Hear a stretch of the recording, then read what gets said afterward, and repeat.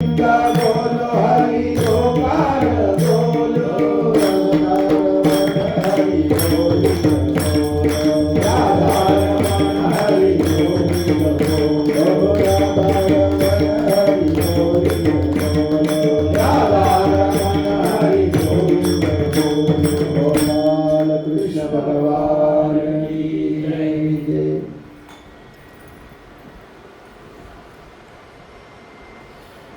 कर्दम ऋषी स्वागत करतात, वार्तालाप होतो आणि पटकन सांगून मोकळे होतात.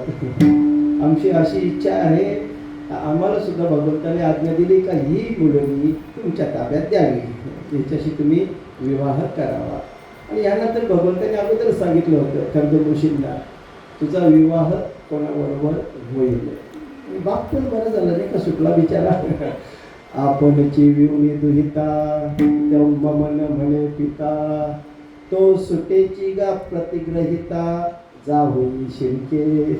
ज्ञानोबा सांगतात, ज्ञानेश्वरी आपण वाचली नाही. आपणची विवणी दुहिता, आपणच त्या कन्याला जन्म दिलाय. मम न म्हणे पिता, तो आता माझी म्हणत नाही कधी. तो सुटेची का प्रतिग्रहिता, त्यावेळेला जो प्रतिग्रह तिचं प्रतिग्रहण होतं म्हणजे वागनिश्चय होतो, त्यावेळेला तो आता सांगतो आता ही माझी मुलगी नाही, ही आपली पत्नी होणार आहे. तो सुटला आणि जावई शिर्के. शिर्के आडनाव समज करून बाप सुटला आणि जावई अडकला. जय श्रीराम बोलना पडेगा. आता माझ्या समोरच आहे सगळं उदाहरण. चला थोडस पाहिजे ना, थोडा वेळ मला यावा, ते थोडा वेळ. जरी वरून वरून विनोद असला तर तो विनोद नाही, वस्तुस्थिती आहे. ज्ञानोबाची ओवी आहे म्हणजे विनोद कसं म्हणू आपण. चला बरं इकडं मैत्रिणी सांगतात, अशा प्रकारे दोघांचा आता विवाही त्या ठिकाणी झालेला आहे. आणि आता ही मात्र त्याची पत्नी, कर्दम ऋषींची पत्नी देवहूती खूप छान रीतीने त्यांची सेवा करते. आता याचं मन थोडं संसारात लागलंय. फक्त देवाने सांगितलं म्हणून लग्न केलं, आपल्यासारखी हाऊस थोडी थोडी झाला. शादी नाम का लड्डू, खाए वो भी पछताए, ना खाए वो तो और पछताए. बरं ठीक आहे, संसार चाललं, फक्त नावापुरतं लग्न झालंय. हा बाबा आपल्या ध्यानामध्येच मग्न. आणि त्या आईसाहेब सुद्धा, देवहूती आईसाहेब आहेत ना, त्या सुद्धा विचार करतात, जाऊ द्या आपला बाबा जर ह्याच्यामध्ये आनंद लुटतोय तर आपण त्याच्या आनंदामध्ये सहभागी होऊया, त्यांना सहाय्य केलं पाहिजे. त्यांना पतीच्या सुखामध्ये सुख मानणं, पतीच्या दुःखामध्ये दुःख मानणं हे पतिव्रता स्त्रीचं लक्षण आहे. आता त्याची पण ओळी सांगावं लागेल. ज्ञानोबांनी एकतरी प्रकरण सोडलं का? कधी कधी डोक्यात असं विचारतो, अवघ्या 16व्या वर्षी त्या ज्ञानोबांनी ज्ञानेश्वरी लिहिली. कुठल्या शाळेत गेल्याचा दाखला दिसत नाही, लिव्हिंग सर्टिफिकेट नाही त्यांच्याकडे. बरं संसार केला अजिबात नाही, लग्न झालं नाही, विषयच नाही. पण अख्ख्या जगतामध्ये जेवढं ज्ञान आहे, पती पत्नीचं नातं कसं असतं, आई वडिलांचं नातं कसं असतं, माणूस वाईट कर्म केल्यानंतर राजकारणी कसा असतो, काय काय काय काय विषय ज्ञानेश्वरीमध्ये महाराज. अहो डोकं चक्र होऊन जातं एवढं. ज्ञानी आमचा राजा गुरु महाराज, ज्ञानी आमचा राजा गुरु महाराज, ज्ञानी आमचा राजा गुरु महाराज, ज्ञानी आमचा राजा गुरु महाराज. मनची ज्ञानदेव, मनची ज्ञानदेव, तू माईचे मज पामया काय थोर मज पामया काय थोर. इथे पण पाठा येते. ज्ञानी आमचा गुरु राजा महाराज. चला दोन्ही कर्दम ऋषी असं का वागतात? कर्दम ऋषीने लग्नाच्या वेळेला सासू सासऱ्यांना सांगितलं होतं लग्न करेल पण एका अटीवर. हुंडा वगैरे नव्हता हा त्यावेळेला. लग्न करेल पण एका अटीवर, तुमच्या मुलीवर पासून एक संतान उत्पन्न झाली तर मी संन्यास घेईन. खरा संन्यास धर्म असाच आहे महाराज. लग्न करून संतान प्राप्ती झाल्यानंतर संन्यास घेणं. आपल्याकडे मुळातच वेळ कमी. बरं मग ठीक आहे, हरकत नाही. आता हे भगवंतांनी अगोदर सगळे लिखाण करून ठेवले, त्यांच्या लीला आहेत, त्यांना माहित होतं, त्यामुळे त्यांनी सांगितलं हरकत नाही. आणि मुलगी पण म्हटली काय हरकत नाही. कर्दम ऋषींनी अगोदरच असं सांगितलं होतं आणि सगळ्यांनी होकार दिला होता. मस्तपैकी ती सेवेमध्ये रमली. त्यांना फुलं मुळं कंदमुळं आणून द्यायची. त्यांच्या पूजेचं साहित्य त्याला माहित होतं, रोजचं काय लागतं ते आणून ठेवायची. कधी कधी यांची समाधी 6-6-8 महिने वर्षभर उघडायची नाही, मस्त त्यांना बसायचे. इकडे राजाही निश्चित झाला होता.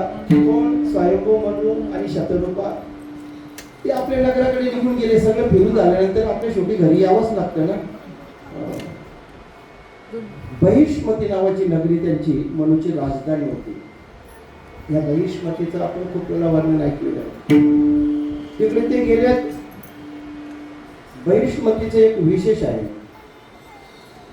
पृथ्वीला रसातळातून ज्या वेळेला वराह भगवंतांनी काढली त्यावेळेला भगवंतांनी आपलं अंग तिथे झटकलं आणि ते अंग झटकल्यानंतर त्यांचे केस तिथे गळून पडले होते आणि त्यामुळं ते नेहमीच हिरवेगार असणारे दर्भ लवाले झाले. ते लवाले दर्भ आहेत ना, हे वराह रूप भगवंताच्या अंगावरचे केस आहेत. आपल्याला मुळात आपण पहिलेच बोललो, आपल्याला भागवत खोलातलं भागवत ऐकायचं महाराज. असं काळ कोणासाठी थांबत नसतो. आता पण बोलतोय आणि नंतर पण सांगेन.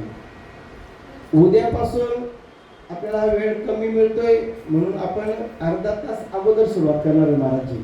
थोडा त्रास सेल करा, फक्त पुढचे 2 दिवस शिल्लक आहेत आपल्याकडे. उद्यापासून आपली ही कथा 7:30ला सुरू होईल. संपण्याची वेळ 10च असेल. नंतर उशीर करण्यापेक्षा अगोदरच थोडंसं आपण ॲडजस्ट करूया, सगळ्यांना विनंती असेल. आणि दुसरी विनंती अशी आहे का येत्या 2 दिवसानंतर 31 तारखेला, कारण 30 तारखेला कथा संपणार आहे याचा अर्थ सगळं संपलं असं नाही. 31 तारखेला जो काळा होईल या सगळ्या कथेचं सार त्या काळामध्ये असतं आणि हा काळा देवाधिकांना दुर्लभ असतो.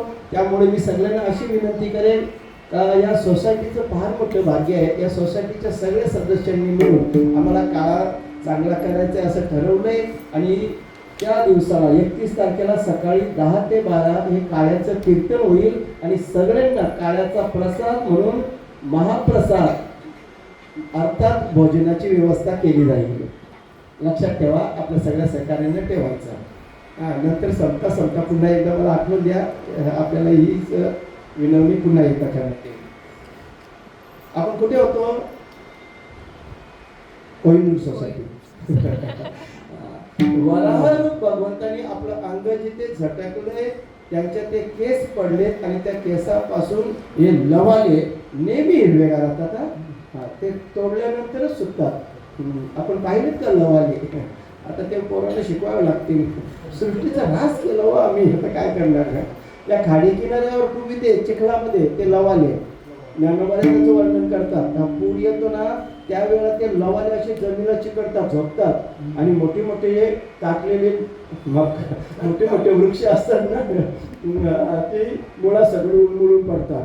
परत ती जिवंत होत नाही आणि लवाले मस्त परत असे टाक चालते ना. ते इथपर्यंत आले कशाला आधी बोलूनच टाकतो. वाकायला शिका, टिकणार. जो वाकला तोच टिकला. जो काचला ना तो बघे राधे राधे राधे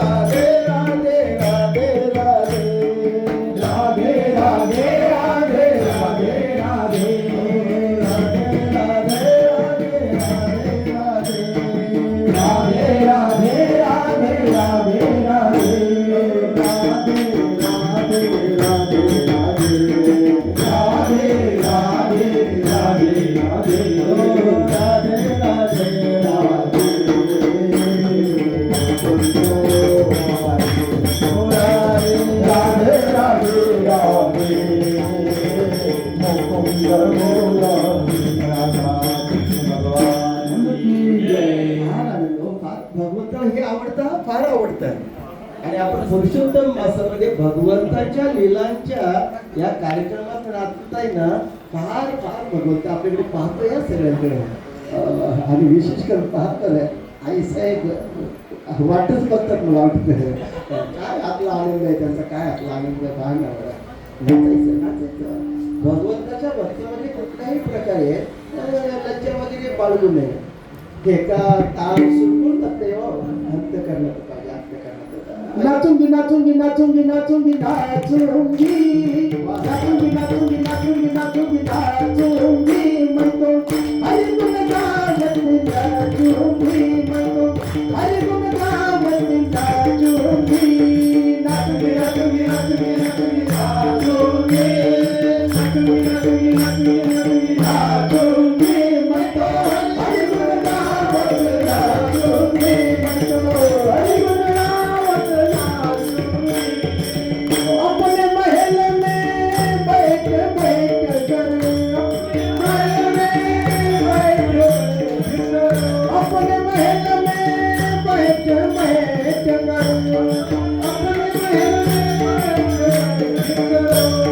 गीता भागवत वाचूंगी, गीता भागवत वाचूंगी, नाचूंगी नाचूंगी नाचूंगी नाचूंगी नाचूंगी नाचूंगी नाचूंगी नाचूंगी नाचूंगी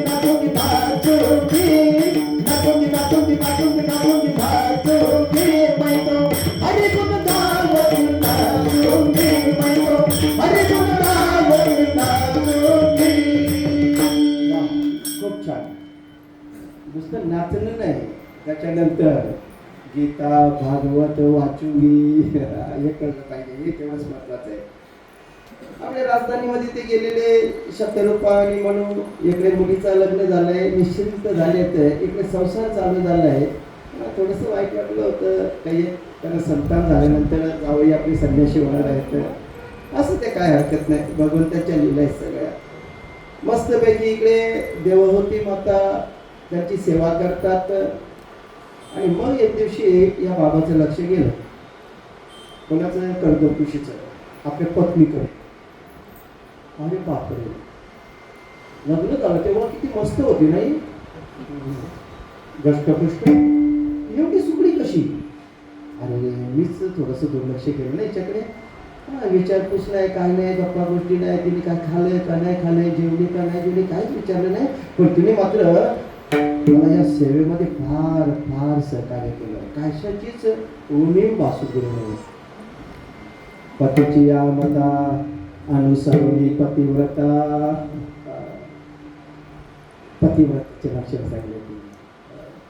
अहो तिचं कल्याण होतंय. पतीच्या मतानुसार वागली तर अनायासे आत्महिता भेटेची गा. अनायास अनायासे सायास न करता तिचं कल्याण होतं. पतिव्रता स्त्रीचं. कर्दमजी सांगतात, अरे तुला त्रास झाला असेल ना, विचारपूस पण केली नाही, किती सुकलीस ग तू. बरं ठीक आहे, हरकत नाही, काही चिंता करू नकास. विकेंडला कुठे जायचं बोल. हो आता एवढी वर्ष गेली, मला विचारलेलं नको का.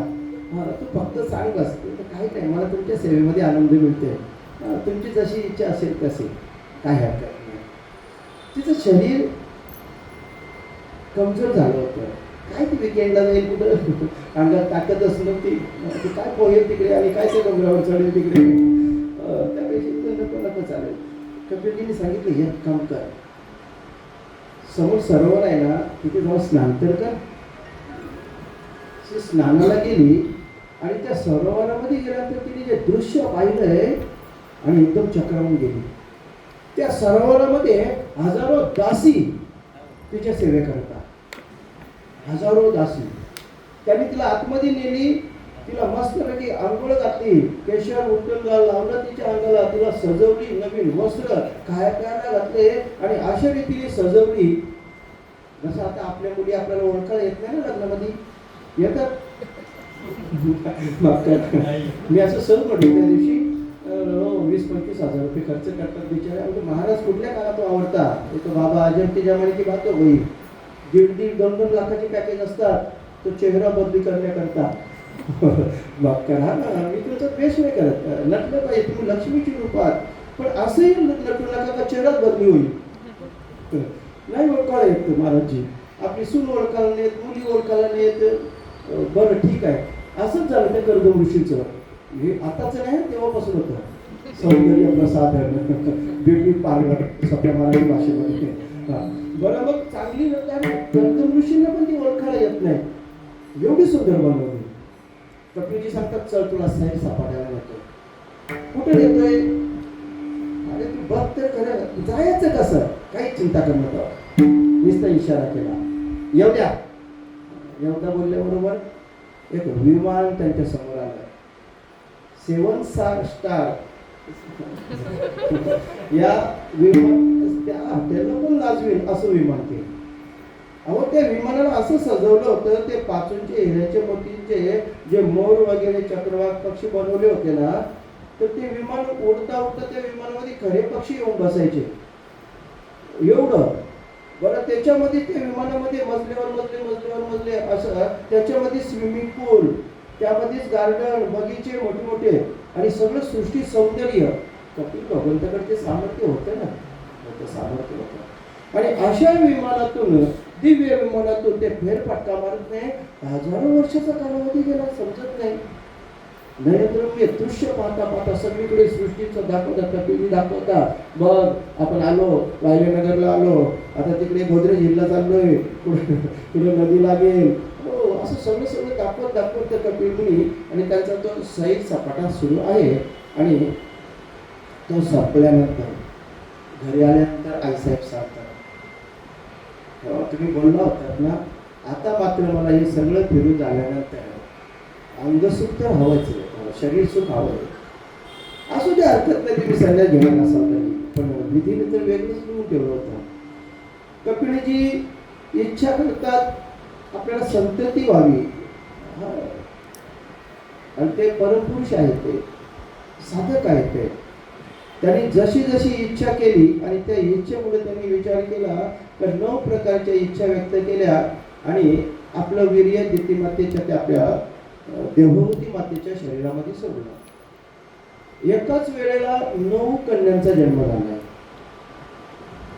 कपिलजी म्हणतात, वा आता झालं ना माझं काम, संतान दिली तुला, आता बघ या पोरीला तू बघायचं ते. किती हुशार होती. असतात तसं हुशारच असतात माता भगिनी. मी एक शोधामध्ये आहे, शोधामध्ये तुम्हाला सापडला तरी समजून त्यांना आला त्याला हात जोडून विनंती करू. कोणीतरी अशी म्हण काढली तर माता भगिनींची अक्कल गुडघ्यात असते म्हणून, त्याच्या शोधात आहे मी. तो सापडला पाहिजे मला. त्याला करणार काय नाही, त्याला फक्त विचारणे कुठे वाचलंस तू सांग बघू, असंच विचारणार आनंद दादा. कारण आम्ही ज्या महाभारताच्या गोष्टी ऐकल्या, महाभारतीय ग्रंथ ऐकलाय, त्याच्यामध्ये तर सगळ्यात जास्त अक्कल द्रौपदी आई साहेबांना होते असं पाहिलंय. मनोरंजन आहे नाही का. बऱ्याचशा गोष्टी आपण वरवर ऐकल्या असतात महाराजजी, बऱ्याचशा गोष्टी. ज्या ज्या वेळेला कौरवांवर संकट यायची, ज्या ज्या वेळेला ते चिंताग्रस्त असायचे, त्या वेळेला द्रौपदी आई साहेब पुढे व्हायच्या आणि तो सल्ला द्यायचा.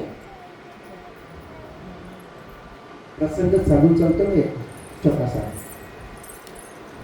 ज्या वेळेला पांडवांकडनं यज्ञ सुरू होतं आणि अमुक एक संख्येनं एवढी मंडळी जेवढी का स्वर्गातली घंटा वाजेल, कोटीची संख्या होती ना बाबा ती, आणि एक दिवशी वाजलीच नाही ती मंडळी, कमी पडली. गेली अर्धे दावडीला गेले, अर्धे संतवाडीला गेले, अर्धे तिकडे आजूबाजूला गेले, तिकडे घंटी वाजत नाही. आणि मग आता काय करावं, भगवंताला विचारतात, जा त्या डोंगरामध्ये एक ऋषी बसलाय त्याला घेऊन या, मग वाजेल घंटी. एकटाच कापी गेली त्याच्याकडनं. यांनी लगेच रथ सजवला, गेले रथ घेऊन. गुरुजी प्रणाम प्रणाम. हाँ बेटा कैसे हो? तो भैया कैसे आना हुआ? गुरुजी हमारे घर पे यज्ञ चल रहे हैं, आप अगर आओगे तो अच्छा है. हाँ हाँ क्या, कोई जो बोलेगा उनके साथ जाते हैं, लेकिन हमारा एक नियम है. यही मी, पण जो कोणी आम्हाला 100 यज्ञांचं पुण्य देणार असेल त्याचे बरोबर जातो. काय करावं, देव पण असे आहेत ना, कुठे पाठवलं. 100 यज्ञ आमचेच झाले, पण त्याला 100 यज्ञाचं पुण्य कुठून द्यायचं? तसेच खाली मान घालून निघाले. आता हे प्रकरण अंगलट आलं ना. एक तर तिथे जाऊन बेइज्जत झालो, 100 यज्ञ आपल्याकडे नाहीत, म्हणजे तेवढी बिंदाची द्यायला महाराष्ट्राकडे तरच मी येईल.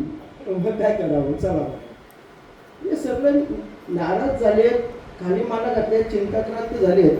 आणि त्यावेळेला द्रौपदी आईसाहेब येतात.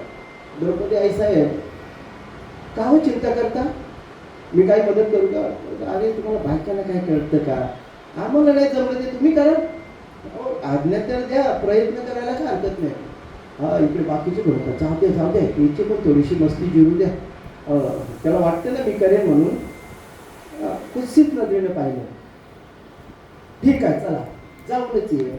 गाडी आहे पुढे, ड्रायव्हर आहे, जा. नको गाडी पण नको ना, ड्रायव्हर पण नको. आपल्या सगळ्यांना द्रौपदी आईसाहेबांनी घेतलं, एक ताट सजवलं गेलं आरतीचं आणि तिथे गेलं. गुरुजींच्या समोर, गुरुजी हमारे घर पे प्रोग्राम रखा है, अगर आप आओगे प्रसाद ग्रहण करने को थोड़ा अच्छा होएगा. हाँ बेटा आऊंगा ना, अभी भी 2-3 लोग आए थे कभी तो भी. अभी आके गए, हमारे लिए नहीं बेटा. हाँ, हमें 100 यज्ञों का जो पुण्य प्रदान करेंगे उनके घर पे हम जाते हैं. अकलेचा विषय झाला ना, आता तुम्ही ऐकताय ना, नीट ऐका, आपले फार कामाचं येते. गुरुजी ठीक आहे, तुम्ही म्हणलात, पण अडचण आहे थोडीशी. काय अडचण आहे? तुम्हाला हवंय किती पुण्य? फक्त 100 यज्ञांचं ना? फक्त 100 यज्ञांचं? मी म्हणते माझ्याकडं 500ची नोट आहे, सुट्टे नाही. तुम्हाला 100 द्यायचे, 400 परत तुम्ही पाहिजे. आता त्याच्या आहे तो टेन्शन मध्ये आला. 400चे देऊ कसे तुला परत? 400 यज्ञ तर माझ्याकडे सुट्टे पाहिजे ना तेवढे. ऐका, द्रौपदी आई सांगतात, राम म्हणे वाट चाली यज्ञ पावला पावली. आमच्या घरापासून इथपर्यंत आले मी पावलं मोजत होते, 500 पावलं मी चालून आलो आणि 500 यज्ञांचं पुण्य माझ्या खात्यावर आहे. जय श्रीराम बोलना पडेगा ना. गोविंद बोलो हरी गोपाल, गोविंद बोलो हरी गोपाल, गोविंद बोलो हरी गोपाल, गोविंद बोलो हरी गोपाल,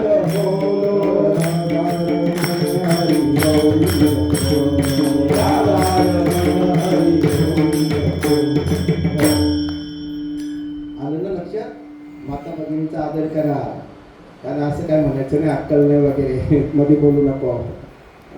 त्यांनी पण यांची मजा बघायची. जास्त टेन्शन मध्ये आले ना, मगच सल्ला द्यायचा.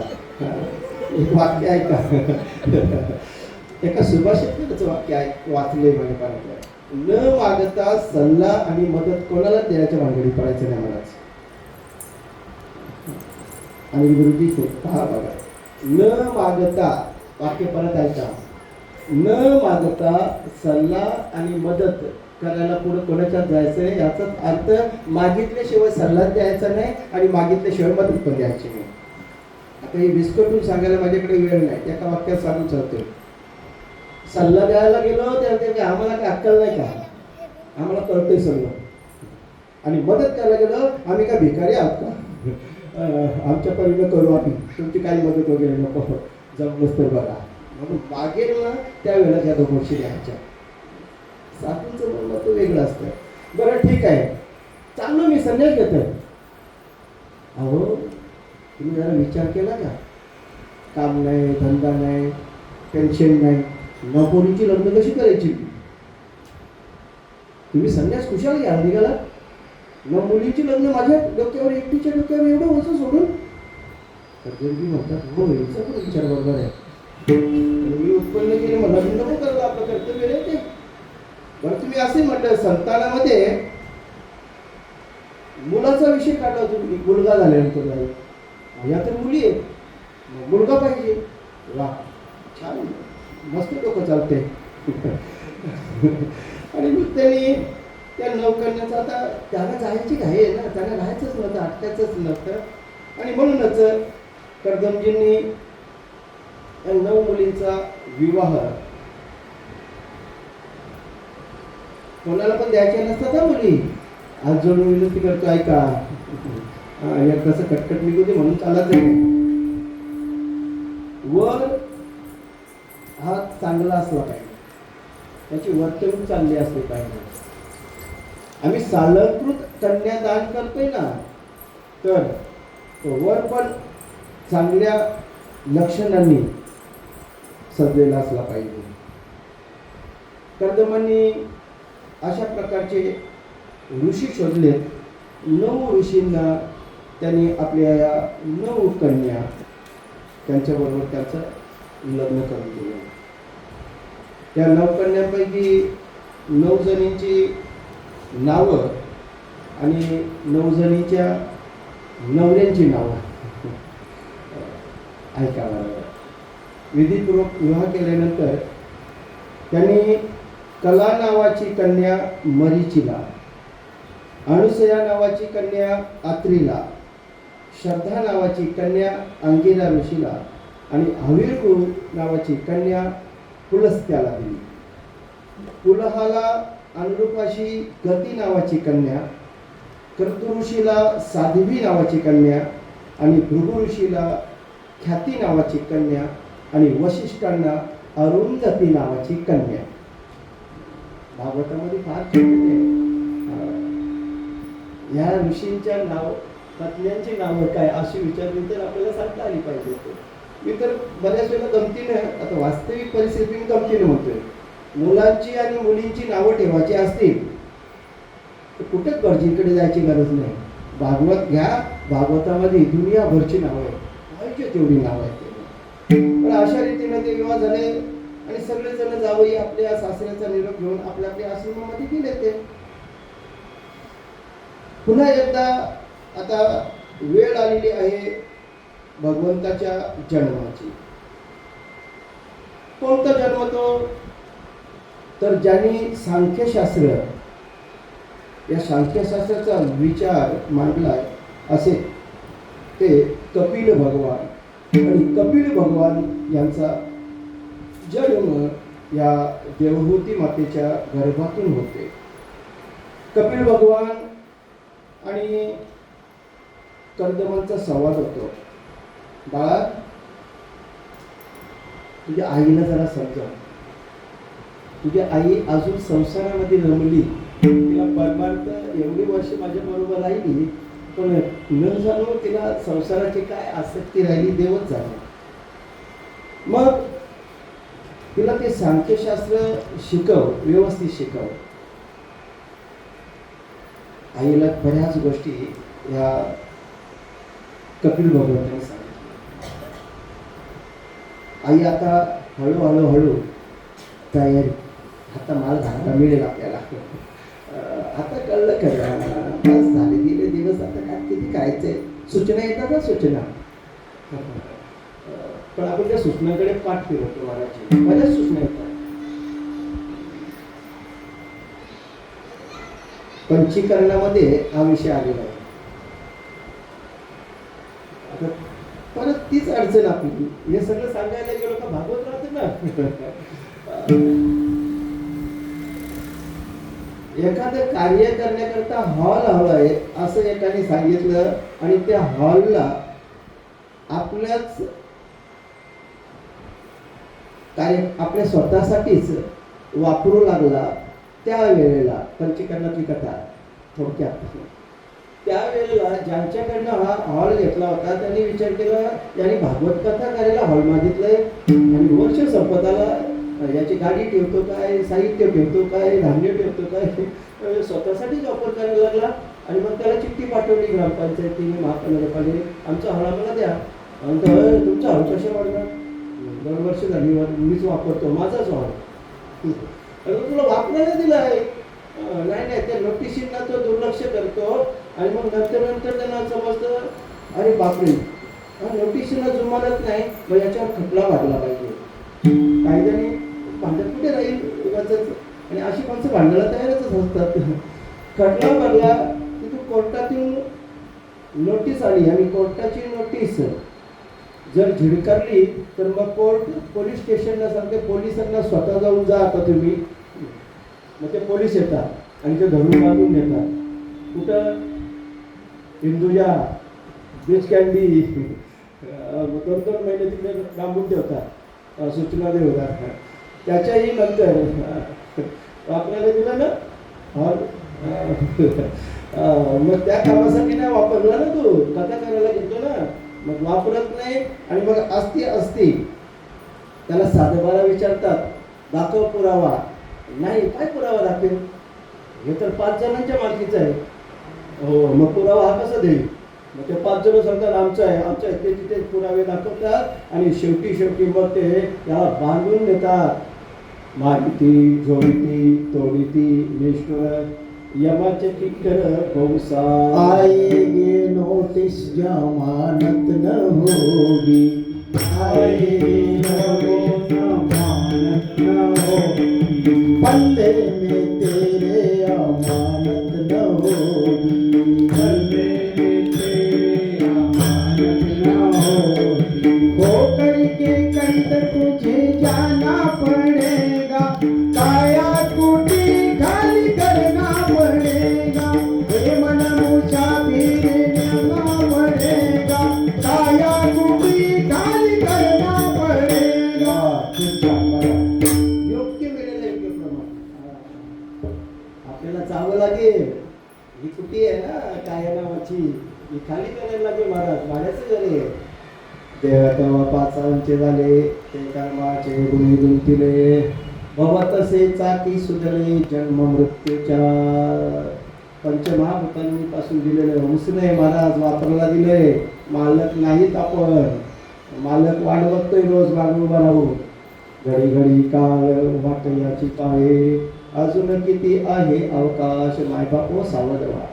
हा काळ टपून बसलंय, कधी घेऊन जाईल, फक्त भगवंताच्या आज्ञेची वाट पाहतोय. मियाजिनी मिल्या सांता, काळू ग्राशी कसे भूता, ये म्हणे ग त्या पंडुसुता सकळे जयाची. देवाच्या आज्ञेची वाट पाहतात. आईला कळलंय, वा एवढा चांगला निघाला, मस्त बोलतोय, चांगलं शिकवतोय. मला एक सांग ना,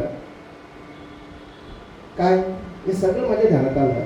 आता माझं मन भक्तियोगाकडे वळले, पण भक्तियोगाचा मार्ग मला विस्तारपूर्वक सांगा, विस्तारपूर्वक सांग. माझ्या लक्षात नाही येत, आबागी आहे मी, हा शिकलेली नाही.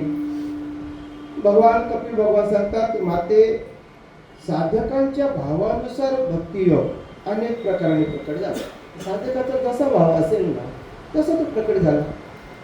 कारण स्वभाव हा गुणांच्या भेदामधून भिन्नता पसरवतो आणि प्राणी मग याच्यामध्येच ईश्वर आणि या भिन्नतेमध्ये भेद करतो. जो क्रोधी पुरुष असेल त्याच्या हृदयामध्ये हिंसा, दंभ किंवा मत्सर असा भाव घेऊन तो माझ्यावर प्रेम करतो. आणि असा भक्त तामसी भक्त. जो पुरुष विषय, यश आणि ऐश्वर्य मिळवण्याच्या कामनेने माझ्याकडे येतोय तो राजस भक्त. आणि जो मनुष्य निव्वळ आपल्याकडनं पाप होऊ नये, झालेली पापांचा क्षय व्हावा आणि त्या परमात्म्याच्या ठिकाणी आपल्याला जाता यावं अशा भावनेने पूजा करतो, तो सात्विक भक्त. मला सात्विक भक्त फार आवडतो. आणि सात्विक भक्त आहेत ना, त्यांची पुढची अवस्था जशी होते महाराज, ते निष्काम भक्त्यामध्ये मोडले जातात. सकाम भक्त आणि निष्काम भक्त असे पुन्हा 2 स्वरूप त्याच्यावर. निष्काम भक्त कोणाला म्हटलं तर त्यांना माहित आहे भगवंत आपल्याला काही देऊ शकतो आणि भगवंत कसं विचारतोय, बोल भक्ता तुला काय देऊ. आणि असं असताना सुद्धा तो ते त्याच्यातलं काहीच घेत नाही, उलट मोक्षालाही झिडकान देतो. मोक्ष किती प्रकारचे आहेत आपल्याला सगळ्यांना माहिती आहे. सगळीजण आपण लगेच सांगू मोक्ष किती. सळकता, समीपता, स्वरूपता आणि सायुज्यता 4च ना. भागवतामध्ये 5वा मोक्ष सांगितला महाराज. भागवतामध्ये 5वा मोक्ष सांगितले आणि तो मोक्ष ऐका. भगवंताच्या लोकांमध्ये जाण्याला आपण सलगता म्हणतोय. भगवंताच्या अगदी जवळ राहण्याला आपण समीपता म्हणतोय. भगवंताचा सारखं रूप होण्याला आपण स्वरूपता म्हणतोय आणि भगवंताशी एकरूप होण्याला आपण सायुज्य म्हणतोय. परंतु साष्टी नावाचा एक मोक्ष आहे. साष्टी, आणि या साष्टी नावाच्या मोक्षामध्ये काय आहे, भगवंताच्या सारखं ऐश्वर्याचा भोग मिळतो. म्हणजे जे ऐश्वर्य भगवंताकडे आहे तेवढंच त्यांच्या समान ऐश्वर्य. आणि भागवतामध्ये अशा प्रकारे 5 मोक्ष या ठिकाणी सांगितलेले आहेत. चला बरं, हे माते कपिलजी सांगत येते कोण कोण कसा श्रेष्ठ आहे. पाषाण आदी अचेतनापेक्षा वृक्षादी जीव श्रेष्ठ आहेत. त्यांच्यापेक्षा श्वास घेणारे जीव श्रेष्ठ आहेत आणि त्यांच्यापेक्षा मन असणारे प्राणी उत्तम आहेत आणि त्यांच्याही पेक्षा इंद्रिय वृत्तीने युक्त असे प्राणी श्रेष्ठ आहेत. कोण कसा कसा श्रेष्ठ हे वर्णन कर सांगा. कपिलदेवजी भगवान म्हणतात, जीव सुखाच्या अभिलाषेने ज्या ज्या वस्तू मोठ्या कष्टाने मिळवतो त्या त्या प्रत्येक वस्तूपासून त्याला दुःखच प्राप्त होतं. कारण त्या वस्तूच मुळात नाशिवार नसतो आणि त्या जर नष्ट झाल्या तर त्याला एवढ्या कष्टाने मिळवलेल्या वस्तू नष्ट झाल्या का दुःख स्वाभाविक आहे. आणि म्हणूनच सामान्य जीव याच्यामध्ये गुंतला जातो. घर दार बायका पोरं नातलं या सगळ्यामध्ये तो गुंतला जातोय आणि मग त्यांच्यामध्ये गुंतल्यानंतर तीच कर्म करता करता तो मृत्यूला सामोरा जातोय आणि परत मेल्यानंतर पुन्हा 84 लक्ष योनीमध्ये फिरत येतो. परत जन्माला येतो, पुन्हा मरतो, पुन्हा जन्माला येतो, सगळं भोगतो. किती वेळा जन्मा यावे, नित्य व्हावे फजित. तुकोबाराय सांगतात, अरे बाबा, या गाठोडीची नासाडी केली तर भीक मागायची पाळी येते. करशी गाठोडीची नाशी, पुढे भीकची मागसी. मग जरा माग तुम्ही आपण कुठे होतो, कुठे आलोत आपण. अशा प्रकारे मनुष्य ह्या नरकाच्या यातना भोगतोय. परत त्याला तेच गोड वाटतं. जसे नरकातले किडे असतात ना, नरकातले किडे आहेत ना महाराजी. एक दिवशी कुठेतर भावना दया आली होते रोजबागाचं त्या गटामध्ये. याला मस्तपैकी भूतदया असली ना, नुसता भूतदया, मग याला मस्तपैकी घरी घेऊ, चांगल्या पाण्याने आरो प्लस आंघोळ करू आणि मस्तपैकी दुधाच्या भाज्या करू. मी नको तर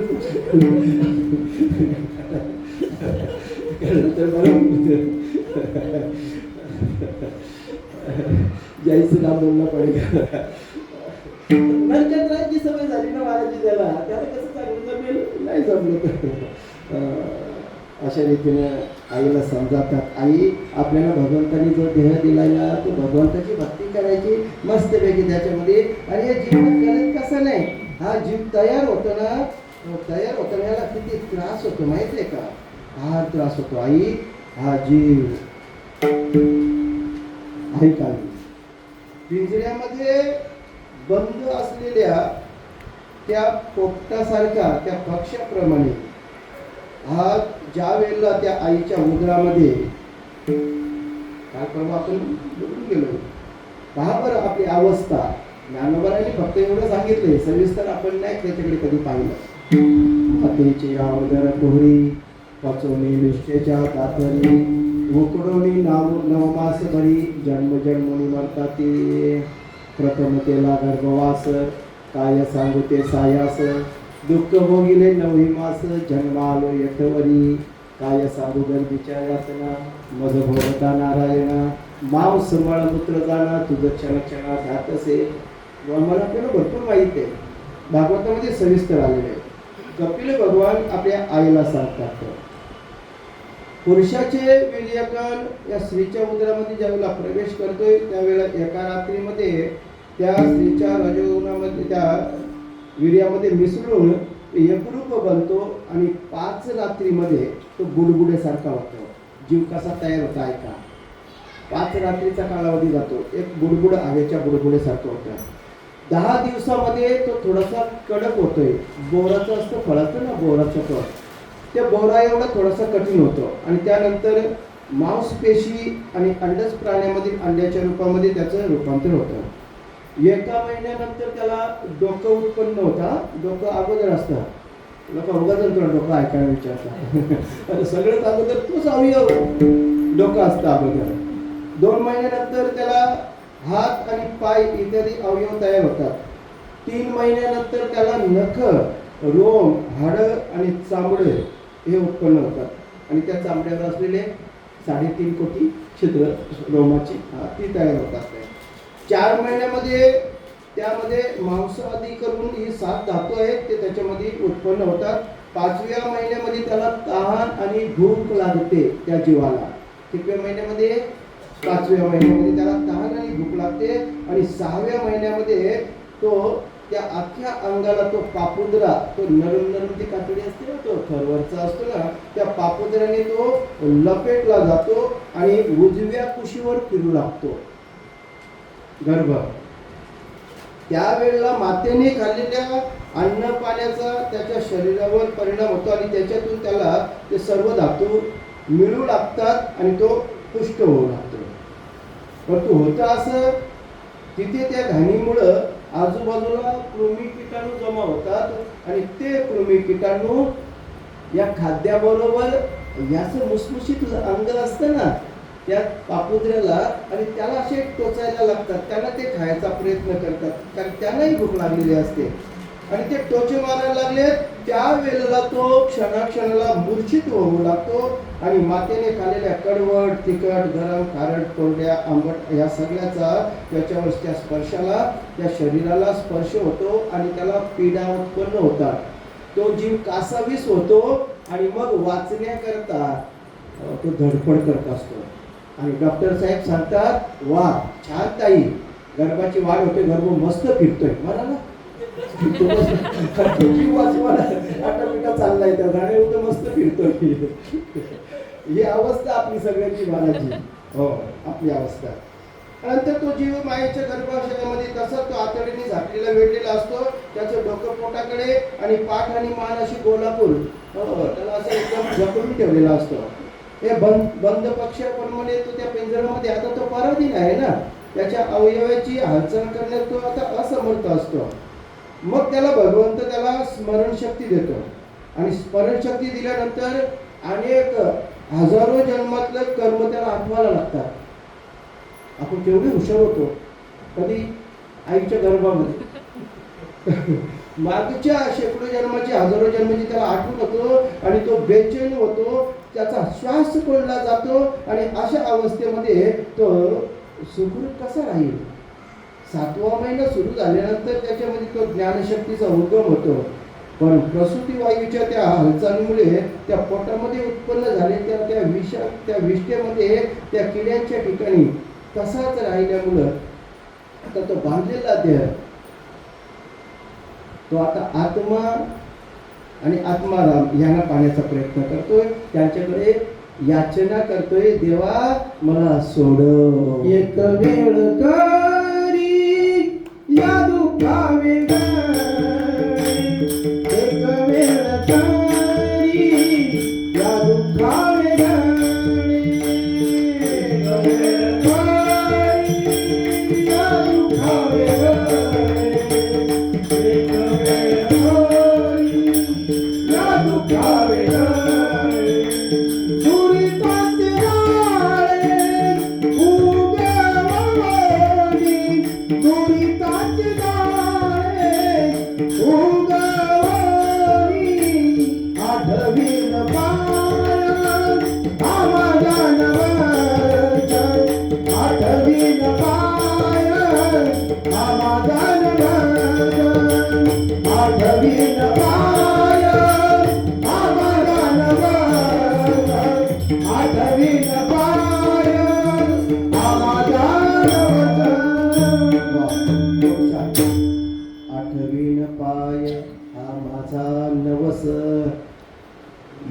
भगवंता या दुःखाविषयी वेगळं कर मला. मग बाहेर निघाल्यावर मी दुसरं काहीच करणार नाही, फक्त तेच करेन. आणि एवढा बदमाश बनतो बाहेर निघाल्यावर, बाकी सगळं करेन पण तुझं नाव नाही घेणार. जयश्री रामदेवला पडेगा. आईला सांगतात, आई 10व्या महिन्यामध्ये तो गर्भ आता बाहेर जन्माला आला. 9 महिन्यामध्ये येत नाही तो, 10वा महिना सुरू व्हावा लागतो. अशा रीतीने ते सगळं ज्ञान दिले त्यांना. कपिल भगवंताच्या ह्या कथा आणि आई मस्तपैकी मग्न होऊन ऐकतात, मग्न होऊन ऐकतात. वा, केवढा माझा ज्ञानी मुलगा ना, किती मस्त सांगितलं. हे आई, हे पूजनीय आई, मी तुला हे सगळं जे सांगितलं ना, ते ज्ञान तुम्ही ऐकलंय आणि याच्या मुलाचं तुला आता प्रकृती आणि पुरुष याचं यथार्थ स्वरूपाचा बोध होईल. वेदांत आलं पाहिजे महाराज. बस आता माझं काम झालं. मग काम झालं म्हणजे मला तरी कुठे इथं राहायचंय. तुला एवढं सांगितलं मी तिथं जातो. मग तो होता परी फळे झाला फक्त खेळून या चंद्र माझे. आपल्यालाच नाही हौस, आपल्याला कोणी बांधलं नाही महाराज, आपणच स्वतःला बांधून घेतलं. त्या पक्षासारखं ज्ञानाबाई वर्णन करतात. शुकाचले अंग भारे ललिका भोवनले रे, तेने उडावे परील पुरे मन शंका. शंकाच फार. आता याला सोडू कसं, पडलो मग मरून जाईल, डोकं फुटेल. अरे सोड तर खरं, तुझं पंख दिले देवाने, कारण विहार सामर्थ्याने मोकळा आहेस ना तू. का उगाच बांधून घेतलंय स्वतःला? जे तुझं नव्हतं ते माझं म्हटलंय आणि मग उगाच अडकून पडलास. झालं. कपिल भगवंत आईला सांगतात आणि मग आपल्या त्या ठिकाणावर निघून जातात. तिथे ध्यानस्थ बसतात. सारे तीर्थ बार बार, गंगा सागर एक बार. समुद्राकडे गेले, वाट करून दिली आणि अशा रीतीने मग ते कपिल भगवंत त्या ठिकाणी गेले. बरं, मग स्वयंभू मनुष्य ज्या कन्या होत्या ना, या कन्यांचा वंश कसा आपण पाहिलंय. त्याच्या दुसऱ्या ज्या कन्या होत्या ना, 3 कन्या होत्या त्यांना. आणखी शत्रुपेपासून त्याला प्रियव्रत आणि उत्तामपाद अशी 2 मुलं आणि आकुती, देवहूती आणि प्रसूती या नावाच्या कन्या.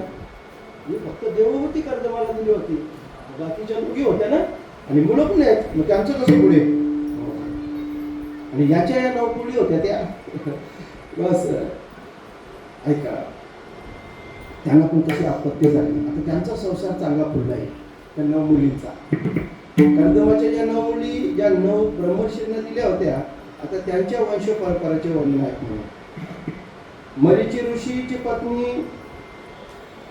जी कर्दमाची कन्या होती, तिला कश्यप आणि पौर्णिमा नावाची 2 अपत्ये झाली आणि त्यांनी ह्या पुढं जगताची निर्मिती त्यांच्यापासून, कश्यप ऋषीपासून. बरे, शत्रुंजय विदुरा मैत्री सांगतात ना त्या. पौर्णिमेला विरज आणि विश्वक नावाची 2 मुले झाली आणि देवकुल्य नावाची एक कन्या झाली. हीच पुढल्या जन्मामध्ये श्रीहरींच्या चरण तीर्थापासून देवनदी नावाच्या गंगेच्या रूपानं प्रकट झाली. देवनदी, गंगा. बरं, अत्रीच्या पत्नी अनुसया माता, हिला दुर्वास, दत्तात्रेय आणि चंद्र असे 3 यशस्वी, परम यशस्वी पुरुष. भगवान ब्रह्मा विष्णू महेशाचा अंश अवतार होते ते. पुढे यांच्याकडे डिपार्टमेंट आला, जगाची उत्पत्ती, जगाचं पालन पोषण आणि जगाचा संवाद. ब्रह्मदेवाचे जे पुत्र होते ते दक्ष होते. दक्ष म्हणजे जागरूक. दक्ष या शब्दाचा एखादं काम करून सांगितलं ना, आपण तो हा दक्ष आहे. तो दक्ष होता म्हणून त्याला दक्ष दक्ष म्हणायला लागलो. त्या दक्षाचं मनुची मुलगी प्रसूतीशी विवाह झाला. प्रसूती नावाची मुलगी होती ना, आकृती आणि प्रसूती, तिच्याबरोबर त्याचा विवाह झाला आणि मग त्याने तिच्यापासून 16 कन्यांना उत्पन्न केलं. दक्षिणे त्यापैकी 13 कन्या धर्माला, 1 अग्नीला, 1 एकचित्त असणाऱ्या पितृगुणांना आणि 1 संसाराचा संहार करणाऱ्या, तसेच जन्ममृत्यूपासून सोडवणाऱ्या भगवान श्री शंकरांना दिली. ऐकलं ना आपण? बोलणार तो सांगतोय, सांगू येतील पण ते ओळख केलं नाही, जाऊ दे मेवणी आहे म्हणून सोडून चुकीला माफी नाही. हिरण्याक्ष आणि हिरण्यकशिपूचा जन्म पाहिला ना आपण. विदुरजी विचारतात हे सगळं बरोबर आहे. दक्ष प्रजापतीचं आपल्या कन्यांवर फार प्रेम होतं, पण तरी पण काही ठिकाणी त्याच्याकडनं तो अनादर झाला. तर ती कथा आपण याच्यामध्ये विस्तृत करत नाही, तुला पुढे ढकलली आपण. सतीची कथा आली तर मग परत ते वाढत जाईल आणि भागवत आपला मूळ तिकडे राहील. बरं ठीक आहे. मैत्रीजी म्हणतात शत्रुंजय विदुरा संकादिक नारद भृगु हंस अरुणी आणि यती या ब्रह्मदेवाच्या नैष्टिक ब्रह्मचारी पुत्रांनी गृहस्थाश्रमामध्ये प्रवेश केला नाही. अधर्म हाही एक ब्रह्मदेवांचा पुत्र होता. त्याच्या पत्नीचे नाव मृषा म्हणजे असत्य होतं. ब्रह्मदेवाची त्या सगळी उत्पत्ती. तिला दंभ आणि माया अशी 2 मुलं झाली आणि त्या दोघांना संतती नसलेल्या, ज्यांना संततीच नव्हती असा एक नैऋत्य नावाचा मुलगा तो त्यांना घेऊन गेला. बुद्धिमान विदुरा दंभ आणि माया यांच्यापासून लोभ आणि निकृती अर्थात लबाडी यांचा जन्म झाला. एवढ्यावरच झाला, नीट लक्ष देऊ नये का. लबाडीचा जन्म कुठून झालाय? दंभ आणि माया यांच्यापासून लोभ आणि ती लबाडी त्याचा जन्म झाला. त्यांच्यापासून पुढं क्रोध आणि हिंसा यांच्यापासून कलह नावाची एक बहीण, अशी 3 मुलं जन्माला आली. हे सगळं सांगत पुढे फार मोठा विस्तार सांगितला जातोय आणि त्यामध्ये ध्रुवा बाळाचा जन्म सांगितला जातोय. ध्रुवाची कथा सांगितली जाते. ध्रुव कथेला भागवतामध्ये फार महत्त्व आहे. महाराणी शतरूपा आणि तिचा पती स्वयंभू म्हणून याच्यापासून जी 2 मुलं होती ना, प्रियव्रत आणि उत्तानपाद, भगवान वासुदेवांच्या कलेपासून उत्पन्न झाल्यामुळे हे जगाचे रक्षण करण्यासाठी तत्पर होते. त्या उत्तानपादाला 2 राण्या होत्या, एक आवडती एक नावडती. एकामध्ये त्याला फार रुची होती म्हणून तिचं नाव सुरुची, आणि एक त्याला आवडत नव्हती, बऱ्याच जणांना नाही आवडत. सुनीती, चांगली नीती. माणसाला रुची आवडते, नीती नाही आवडत. तर बरं होईल. मला वेळ कमी पडतो ना, मी तरी काय करतो असं. आपल्या भाग्यात जेवढं आहे तेवढंच आहे. बरं, आता ती आवडती आणि तिच्या पोटी तो मला जन्माला आलाय ध्रुव. आता तू विचार करतो, बाप तरी एकच आहे ना, आई जरी 2 असले तरी. आणि खेळता तो बापाच्या मांडीवर बसायला जातो. आणि पाहिलं त्या सावत्र आईनं, सुरुचीनं, ए उठ मांडीवर. बाप नाही बोलला उठ म्हणून, बाप आहे ना शेवटी, मांडीवर न उठ. मम्मी राहू दे ना. हे नाही, त्याला भाग्य लागतं. या मम्मीच्या पोटात जन्माला आला असता ना तर तुला तिथे बसण्याचा अधिकार होता. चल चालता हो, देवाची भक्ती कर. बघा टोचून बोललेली शब्द पण कसे बोलले. देवाची भक्ती कर, तपस्या कर आणि देवाला सांग मला या मम्मीच्या पोटातून जन्माला येऊ दे. बाल मला 5 वर्षाचा मुलगा, त्याच्या मनावर ते शब्द असे काही बिंबले ना. क्षत्रियाचा मुलगा होता ना बराच, स्वभाव जात नाही ना, मूळ स्वभाव कुठे जातो. तो रडत आपल्या आईकडे आला, सुनीतेकडे, आणि त्याला सांगतोय, आई ग, मला त्या मम्मीनं बापाच्या मांडीवरनं असं झिडकारलं, हाताला धरून खेचलं. पप्पा काय बोलले? काय नाही, पप्पा तिच्या आधी. पप्पा बोलतील काय? बरं ठीक आहे बाळा, तुझी मम्मी बोलली ना, ती मम्मी ते खरं आहे बाळा, खरं आहे. मला कधी राग घेऊ नकोस, खरंच मी आभारी आहे. राजाची नावडती. एक काम कर, जास्त मनावर घेऊ, तू अजून लहान आहेस. मोठा झाल्यावर तप वगैरे आहे ना कर, मोठा झाल्यावर. तुझं म्हणणं बरोबर आहे.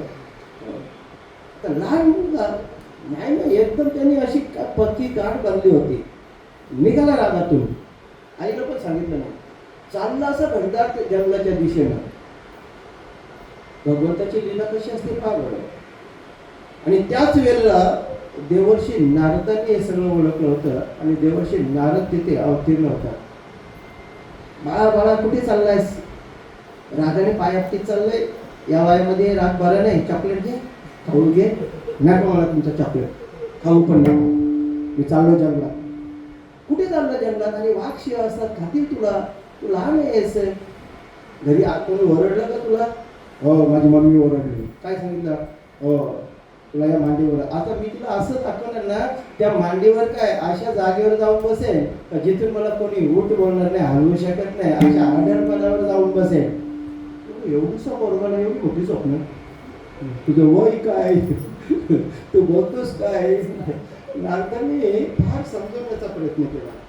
नाही नाही, अजिबात नाही, आता माघार फिरणं नाही. तो नारदाला म्हणतोय नाद करायचा नाही. वा बघायचंच होतं ना. हरकत नाही. आता तू जाशील खरा, पण देवाला प्रसन्न कसा करशील? तपश्चर्या कशी करशील? आता ती तपश्चर्या कशी करशील ना, त्याच्यासाठी मी तुला सांगतोय बा. मी जसं सांगतोय ना तसं कर. ज्या वेळेला तू तपस्याला बसशील, योगी लोक अनेक जन्मामध्ये असत्य राहून समाधी योगानेच आणि कठोर साधनेनंच ज्याचं ध्यान करतात, असं ध्यान तू करावं लागेल. त्रैलोक्यामध्ये श्रेष्ठ पदावर तू अधिकार मिळवू इच्छितोस आणि तो अधिकार फक्त भगवंतच तुला देऊ शकतात. राजकुमारा, भगवंताच्या मंगलमय मूर्तीचं ध्यान कर. त्यांचं ध्यान केल्यानंतर मनाची एकाग्रता कर. मनाची एकाग्रता करून त्यांच्या नामस्मरणामध्ये तल्लीन होऊन निघून जा, जिथून परत मागं फिरणं नाही. राजकुमारा, ध्यानाबरोबरच ज्या परम गुह्य मंत्राचा जप केला पाहिजे, तो जप तुला सांगतो मी आहे. ह्या मंत्राचा 7 रात्री जप केल्यानंतर मनुष्याला आकाशामध्ये संचार करणाऱ्या सिद्धांचं दर्शन होतं. आणि याच मंत्रामुळं देशकाळाचा विचार करून बुद्धिमान माणसाने अनेक प्रकारच्या पूजा साहित्याने भगवंताची द्रव्यमय पूजा करावी, किंवा प्रभूंचं पवित्र पाणी, फुले, फळे, वनातील कंदमुले, पूजाला योग्य अशी कवडी पाने, वलकल्ले इत्यादी आणि देवाला प्रिय असणारी तुळस अर्पण करावी. पाषाण आदीची मूर्ती मिळाली तर ठीक, नाही तर पृथ्वी आणि पाणी इत्यादीपासून त्यांनाच भगवंताचं रूप समजावं आणि मग त्याची पूजा करावी. मायेच्या द्वारे आपल्या इच्छेने अवतार घेऊन जी जी मनोहर कार्य करतात भगवंत, त्यांचे मनोमन चिंतन कर आणि प्रभूंच्या पूजेसाठी पूर्वी ज्या ज्या उपचारांचे विधान सांगितले आहे ते मंत्रमूर्ती श्रीहरींना त्या मंत्राने अर्पण कर. तो मंत्र तुला सांगतोय, 12 अक्षरी मंत्र. ओम नमो भगवते वासुदेवाय. ओम नमो भगवते वासुदेवाय. ओम नमो भगवते वासुदेवाय. देवर्षी नारदाने ध्रुवाला दिलेला 12 अक्षरी मंत्र आहे. नारदाने उपदेश केला आणि ध्रुवाने, आता त्यांना गुरु तेच आहेत ना, वास आचमन केलं आणि नारदाने प्रदक्षिणा घातली, नमस्कार केलं आणि मग जसं सांगितलं होतं तसं ते ध्यान करायला बसले. आणि नारदजी उत्तानपादाला गेले. उत्तानपादा गेल्यानंतर उत्तानपाद आता चिंताक्रांत झाला होता. अरे, त्या बाळाला मांडीवर तर बसून नाहीच दिलं, पण त्याला समजूत सुद्धा घातली नाही ना. रागाने गेला तर कुठे गेला असेल, त्याला माहीत पडलं. आता आई शोधते, त्याची आई शोधते आणि आता राजाही शोधू लागला. त्याला चिंता पडली आणि त्याच वेळेला देवर्षी नारदांचं आगमन तिथे झालं. देवर्षी नारदांचं यथायोग्य पूजा सन्मान झालं आणि देवर्षी नारद सांगतात, उत्तानपादा काही काळजी करू नकोस, कारण तुझ्या मुलाचं रक्षण करणारा भगवंत स्वतः आहे आणि त्यामुळे तू काळजी करूच नकोस.